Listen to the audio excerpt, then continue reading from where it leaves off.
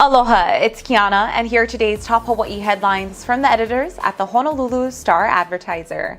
Also, mahalo to Long's Drugs Hawaii for sponsoring the show. Head on over to your neighborhood Long's Drugs for all your shopping needs. The Federal Reserve continues to fight the worst inflation America has seen in 4 decades, and today raised its key interest rate by 3/4 of a point. It follows identical rate hikes made in June and July. The move boosted the Fed's benchmark short-term rate to a range of 3 to 3.25%, the highest level since 2008. Officials forecast additional large increases and expect the rate to reach about 4.4% by the end of the year. The Fed predicts that core inflation will be at 3.1% at the end of 2023, much higher than the central bank's 2% target. Chair Jerome Powell was initially aiming for a soft landing that would slow growth enough to cool inflation while avoiding a recession. But pushing short-term rates to the proposed levels would also raise the cost of mortgages, car loans, and business loans, making a recession more likely. A former Stevenson Middle School principal is suing the State Department of Education for not doing enough to keep her safe from a threatening stalker. Catherine Balatico also claims that the department retaliated against her. The threats of sexual assault, violence, and death against Balatico and her children started in May 2020 and continued into 2021. The DOE initially provided a security detail for Balatico and her 2 children and instituted a safety plan that was reviewed every 2 weeks. The bi-weekly updates stopped in August 2021 and the security detail ended that September. No suspects have been arrested in the case. The state had argued that continuing to provide Balatico and her children with round-the-clock security would be an improper use of public funds.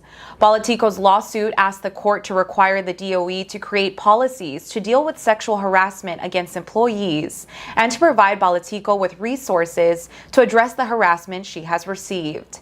It also seeks unspecified damages and attorney fees. COVID-19 numbers in Hawaii declined slightly this week. The Hawaii Department of Health today reported 14 new coronavirus-related deaths and 1,132 new infections over the trailing week. Hawaii's COVID-19 death toll stands at 1,679, and health officials have recorded 343,204 cases since the start of the pandemic. The 7-day average of new cases stood at 148, down from 161 reported on September 14th. The actual daily average of new cases is estimated to be 5 to 6 times higher due to unreported home test results. The state's average positivity rate decreased from 6.7% last week to 6% this week. By island, there were 739 new infections reported on Oahu, 145 on Hawaii Island, 115 on Maui, 68 on Kauai, 4 on Lanai, and 2 on Molokai. Another 59 infections were reported outside the state. Hospitalizations continue to steadily decline, with 74 COVID patients reported in Hawaii hospitals today. 5 of those are in intensive care. Russian President Vladimir Putin has ordered a partial mobilization of reservists as Moscow suffers setbacks in its invasion of Ukraine. It is Russia's first such draft since World War II and could see as many as 300,000 called up to fight. The move sparked a nationwide anti-war protest and some Russians fled the country.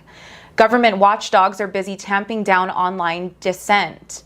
Western leaders said the mobilization is a response to Russia's recent battlefield losses. A surprising Ukrainian counteroffensive this month recaptured large areas of the country and left Russian troops on the run. In a televised address today, Putin said that Russia is effectively fighting the combined military power of the West. He also warned that he isn't bluffing about using everything at his disposal to protect Russia, an apparent reference to nuclear weapons. Hawaii residents can expect state tax rebates to land in their bank accounts in the next day or so.